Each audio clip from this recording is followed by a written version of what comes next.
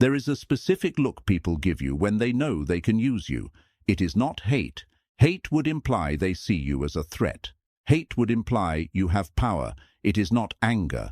Anger would imply you matter enough to disturb their peace. It is indifference. It is a quiet, subtle contempt. It is the way they interrupt you in the middle of a sentence and don't even apologize. The way they leave you on read for days, knowing you will reply instantly the moment they decide to come back. The way they dump their trauma, their work, and their emotional baggage onto you, but vanish the moment you need a shoulder. You feel it, deep in your gut.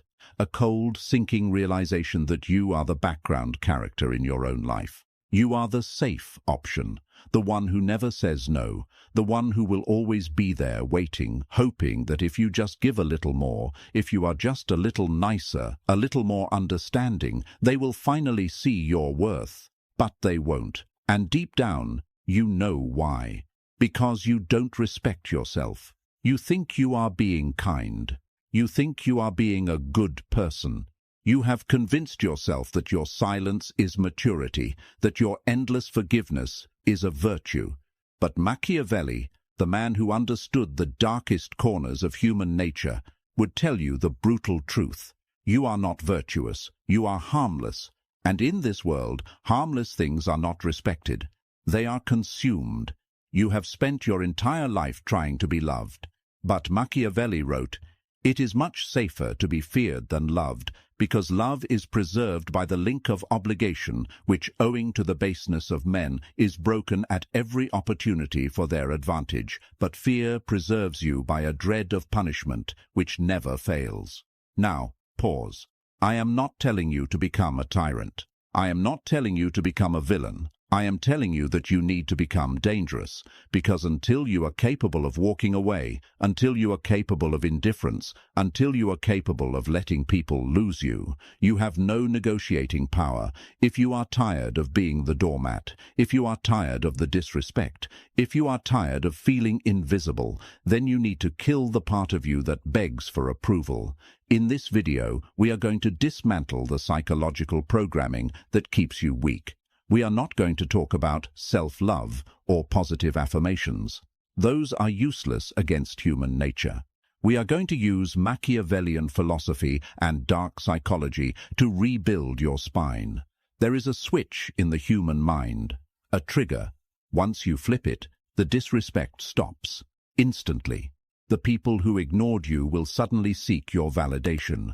The people who used you will suddenly fear losing you. But to flip that switch, you have to be willing to do the one thing you are most afraid of. Let's begin. Why is gold valuable? Why is a diamond precious? Why is water, which is essential for life, free, while a useless stone costs a fortune? Scarcity. It is the fundamental law of economics, and it is the fundamental law of human relationships. You are treated like nothing because you are free. You are always available. You are an unlimited resource. When someone sends you a message, you reply in seconds. When someone asks for a favor, you say yes before they even finish the sentence. When someone cancels plans with you at the last minute, you say, "It's okay, I understand." You have flooded the market with your presence. And when supply exceeds demand, the value drops to zero. You believe that by being available, you are building connection. You think, if I am always there for them, they will realize how loyal I am. Wrong. Human beings are wired to chase what retreats. We are hunters by nature. We do not value what falls into our lap. We value what we have to work for, what we have to earn. When you give your time, your energy, and your attention away for free, you are teaching people that you have no value. You are training them to disrespect you. Machiavelli said, "The vulgar crowd always is taken by appearances, and the world consists chiefly of the vulgar." He meant that people judge you by how you present yourself. If you present yourself as someone who has nothing better to do than wait for them, they will treat you as someone who has nothing better to do. Think about the person you respect the most. Do they answer their phone on the first ring every time? Do they agree with everything you say? Do they apologize for existing? No. They have boundaries. They have a life outside of you. They are scarce. If you want to regain respect, you must artificially create scarcity. You must withdraw. This is not a game. This is not playing hard to get. This is about reclaiming your own life. Stop explaining yourself. The next time someone asks you to do something you don't want to do not give them a paragraph of excuses. Do not lie and say, "Oh, I have a doctor's appointment." Do not say, "I would love to, but my cat is sick." Just say, "No, I can't do that." Or even better, "No." And then silence. The silence that follows a no is where your power lives. Most people are terrified of that silence. They rush to fill it with nervous laughter, with justifications, with apologies. "I'm so sorry. I just really have a lot going on right now." Stop. When you explain, you are submitting. You are asking for their permission to say no. You are implicitly saying, "Please don't be mad at me. I have a valid reason." A king does not explain his decrees. A queen does not apologize for her boundaries. When you offer an explanation, you open the door for negotiation. You give them a hook to drag you back in. "Oh, you have a doctor's appointment. What time? We can do it after." But when you simply say no, or "that doesn't work for me," you hit them with a wall, a solid, immovable wall of self-respect. It will feel uncomfortable. Your heart will race. Your brain will scream. They're going to hate you. Let them. If their affection depends on your submission, you never had their affection. You had their usage. You must understand the concept of the Zeigarnik effect applied to presence. The human mind fixates on incomplete tasks, on things it cannot fully grasp. When you are an open book, when you vomit your entire inner world to anyone who listens, you are a completed task. They have figured you out. They have consumed you. They move on. But when you hold back, when you listen more than you speak, when you disappear for a while to work on yourself without announcing it to the world, you become an incomplete loop. They start to wonder, where is he? What is she thinking? Why doesn't he need my approval anymore? That wonder is the seed of respect.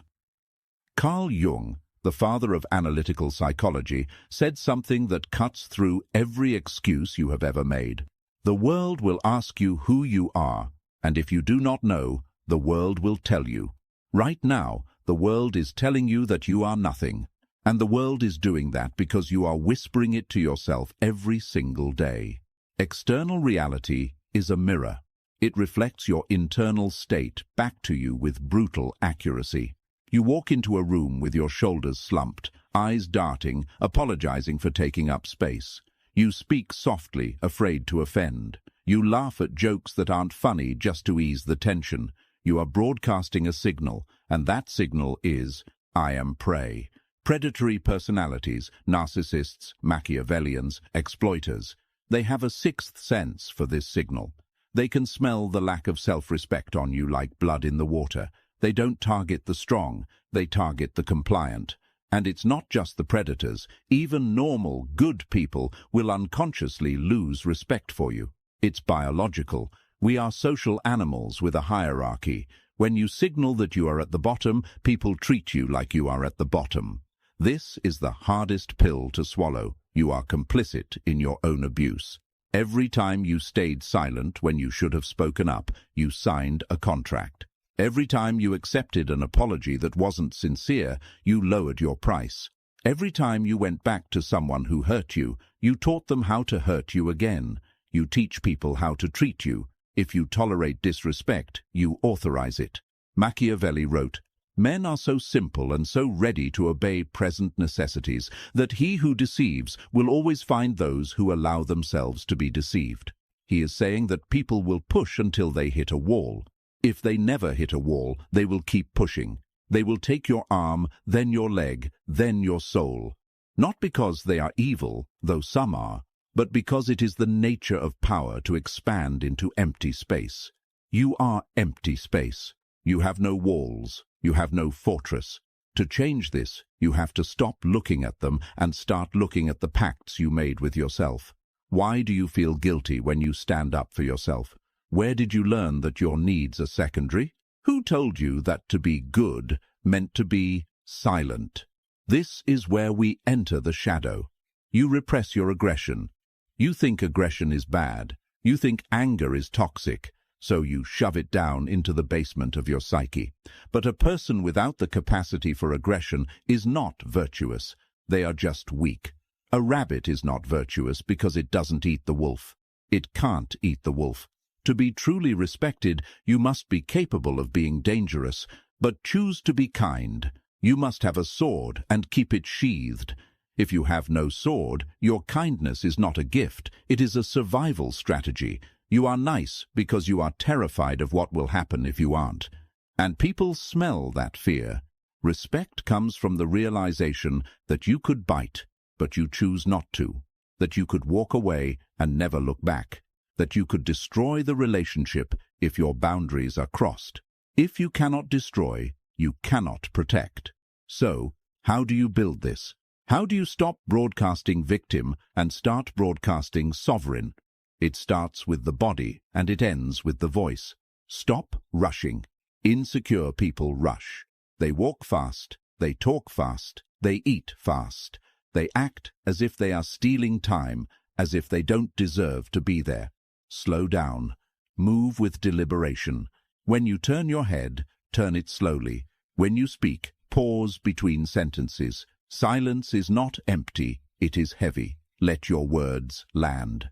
When you rush to answer a question, you are trying to please.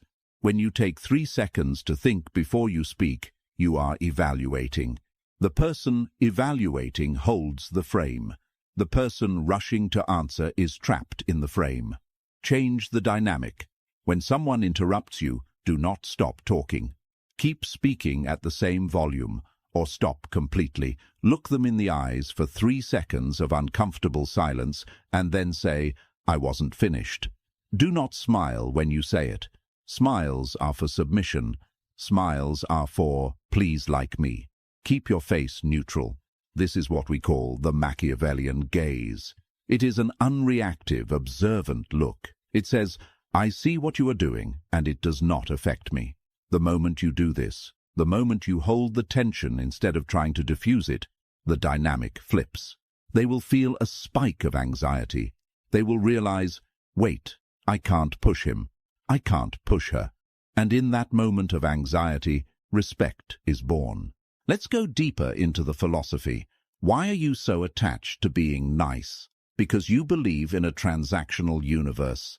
You believe that if you put goodness coins into the vending machine of life, you will get love and respect out.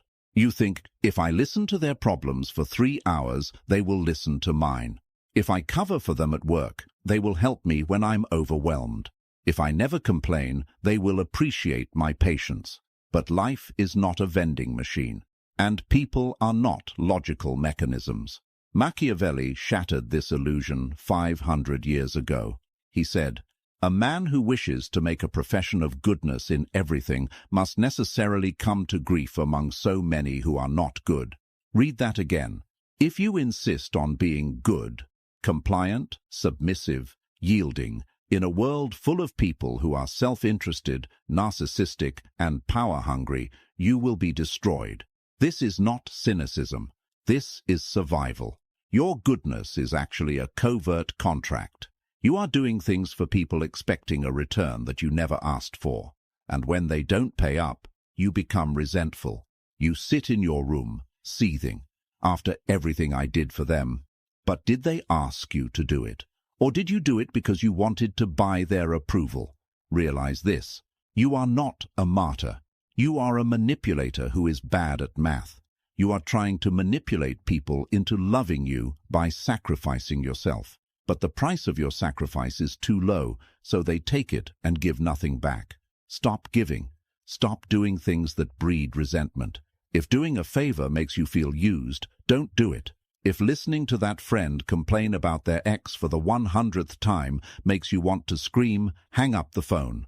But that's selfish. Yes, be selfish. Selfishness is the foundation of self-preservation.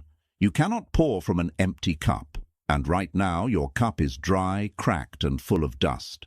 You need to become what I call selectively generous. Generosity is beautiful when it is a choice, when it comes from a place of abundance.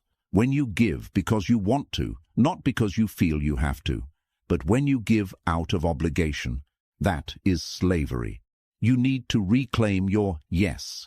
Your yes has no value because you give it to everyone. Can you help me move?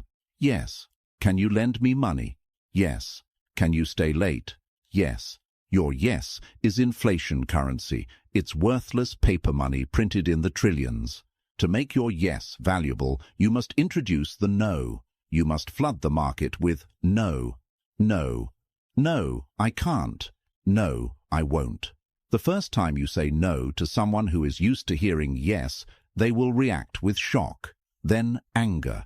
They might call you selfish. They might try to guilt-trip you. I thought we were friends. Recognize this for what it is, a tantrum. They are a child who has been told they cannot have the candy. Do not negotiate with the child. Do not apologize to the child. Stand firm and watch what happens. Once the anger fades, and it will, they will look at you differently. They will realize you have boundaries.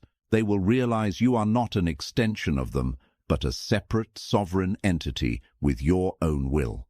And the next time you say yes, they will treasure it, because they know you didn't have to say it. This is the Machiavellian paradox. By refusing to serve them, you become someone worthy of their service. But there is a trap here, a mental trap that keeps you stuck in the cycle of submission. It is the fear of abandonment. You think, if I set boundaries, they will leave. And you are right.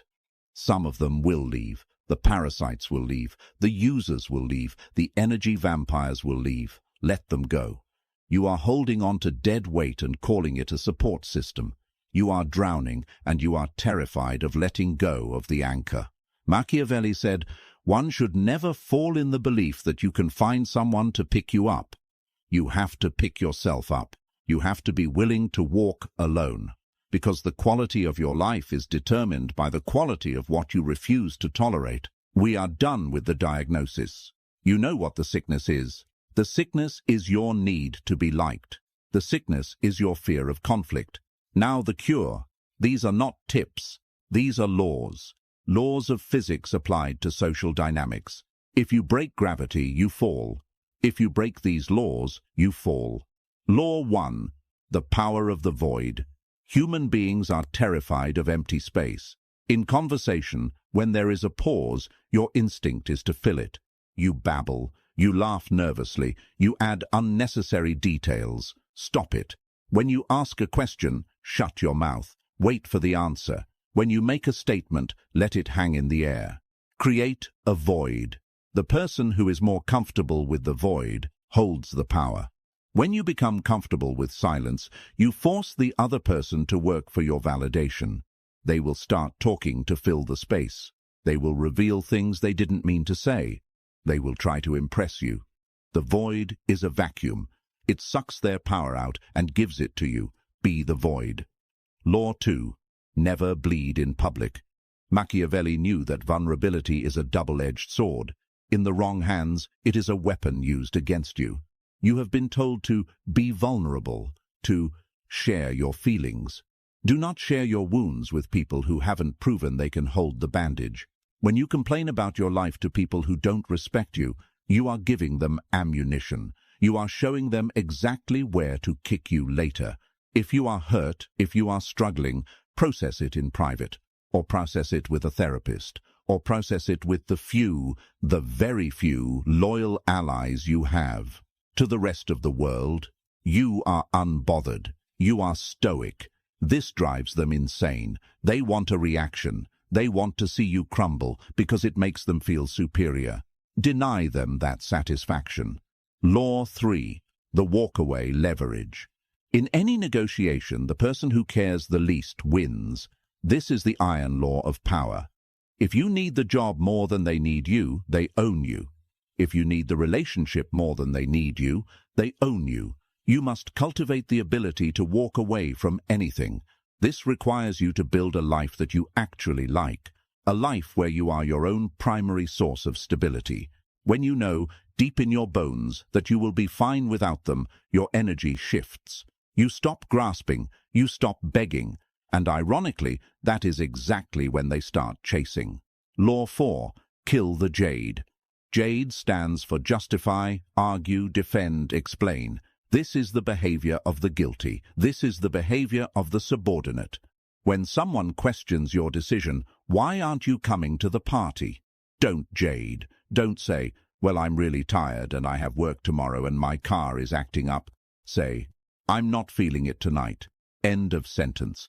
When you justify, argue, defend, or explain, you are handing them the judge's gavel. You are saying, please judge my reasons. Tell me if they are good enough. Burn the gavel. You are the judge. Law 5. Become unpredictable. Machiavelli advised the prince to be a shapeshifter. You are too predictable. People know exactly what you will do. You will say yes. You will smile. You will stay late. Predictability is boring. Predictability is safe. Safe things are ignored. Break the pattern. If you are usually talkative, be quiet for a day. If you are always available on Friday nights, disappear for 3 Fridays in a row. Do something out of character. This shocks the system. It wakes people up. It forces them to look at you again and realize they don't have you figured out. Mystery is a component of charisma. You cannot be mysterious if you are a creature of habit. Law 6. Judge by actions, never words. Words are air. Words are free. I love you. I respect you. I'll pay you back. Ignore them. Turn off the sound. Watch the movie of their life without the audio. What do? Do they show up? Do they support you when it's inconvenient? Do they respect your boundaries when you set them? If the actions contradict the words are lies. Respect yourself enough to believe the evidence of your eyes, not the hope in your heart. Law 7. The sovereign mind. This is the final law. You must realize that no one is coming to save you. No one is coming to validate you. No one is going to hand you a crown and say, now you matter. You have to crown yourself. Sovereignty means you are the supreme authority in your own reality. You define what is good, what is bad, what is worthy, and what is not. You stop looking for external permission. You simply are. There is a misconception that being Machiavellian or dark means being evil. It does not. It means being integrated. Jordan Peterson, drawing from Jung, talks about this often. He says, you should be a monster, and then you should learn to control it. Why? Because if you are incapable of cruelty, you are not virtuous. You are just helpless. A man who holds a sword but chooses not to swing it is peaceful. A man who has no sword is not peaceful. He is a victim in waiting. You need to find your inner monster. You need to find that part of you that can be cold, that can be ruthless, that can cut someone out of your life without looking back. You have spent years suppressing this side of yourself. You thought it was bad, but it is your protector. That anger you feel, that rage when someone disrespects you, that is your monster waking up. That is your self-respect trying to break through the concrete of your conditioning. Do not silence it. Listen to it. It is telling you, this is not enough. We deserve better. When you integrate your shadow, you gain a new kind of presence. People can feel it. They feel that you are not just a nice person. They feel that there is a dangerous potential in you, and that potential demands respect. Think of the ocean. The ocean is beautiful. We love to look at it. We find it therapeutic, but we also respect it. Why? Because we know it can kill us. We know that underneath the sparkling surface, there are depths we cannot see and currents we cannot fight. Be like the ocean, beautiful on the surface, dangerous underneath. This integration is painful. It requires you to stop being the victim in your own story. Victims are innocent. Victims are pure. But victims are powerless. To take power, you have to admit that you are capable of darkness. You have to admit that you have the capacity to hurt, to manipulate, to dominate. And then you choose to use that capacity for protection, not destruction. You use it to draw a circle around yourself and say, nothing crosses this line without my permission. Here is the price. I told you I would be honest. There is a price for self-respect, and the price is solitude. When you start applying these laws, your circle will shrink. The people who liked you because you were easy to manipulate, they will hate the new you. They will say you've changed. They will say you've become arrogant. Good. Let them leave. The fire of transformation burns away the dead wood. You will find yourself alone for a while. This is the desert of the real. It is quiet here. It is lonely here. But it is real. And it is better to be alone in the desert of reality than to be crowded in the illusion of fake connection. Use this solitude. This is not punishment. It is preparation. In this silence, you will hear your own voice for the first time in years. You will figure out what you actually like, what you actually want, not what your parents wanted, not what your partner wanted, not what society wanted. You. This is where the architect is born. You stop being a brick in someone else's wall, and you start building your own castle. Do not fear the loneliness. Embrace it. Solitude is the laboratory of the great. Every great mind, Machiavelli, Nietzsche, Jung, Tesla, they all spent time in the wilderness. They all had to disconnect from the herd to find their own path. If you are feeling lonely right now, reframe it. You are not lonely. You are untethered. You are free. And freedom is terrifying to those who have lived in cages their whole lives. So, here is the choice. It is a binary choice. There is no middle ground. Option A. You go back to sleep. You apologize. You explain. You beg for scraps of attention. You let them interrupt you. You let them use you. You stay the nice person, the harmless person, the forgotten person, and you will die with a heart full of resentment, wondering why no one ever saw you. Option B. You wake up. You embrace the darkness. You integrate the shadow. You learn to say no without a smile. You learn to sit in the void of silence. You become the ocean, beautiful, deep, and dangerous. You respect yourself first, and you force the world to adjust to your standard. The world does not give you what you want. It gives you what you are. Be something undeniable. This path is not for everyone. Most people will turn this video off and go back to their comfortable slavery. But you are still here. That means there is something in you that is tired of the cage. If this opened your eyes, understand, this is only the surface.